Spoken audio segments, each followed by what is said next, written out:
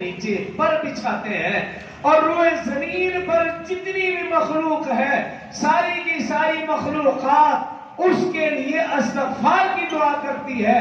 رحمت کی دعا کرتی ہے، حتیٰ کہ مچھلیاں سمندر کی تہ میں بھی اس کے لیے استغفار کرتی ہیں۔ اور پھر فرمایا کہ رسول اللہ صلی اللہ علیہ وسلم نے فرمایا ایک عالم کو ساری مخلوقات پر ایسے فضیلت حاصل ہے جیسے 14ویں کے چاند کو ستاروں پر فضیلت حاصل ہے۔ اور پھر فرمایا کہ علماء انبیاء کے وارث ہے،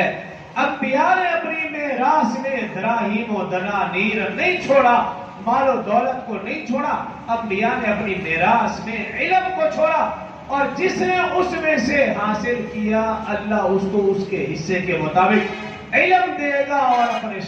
شان اجر عظیم بھی عطا فرمائے گا۔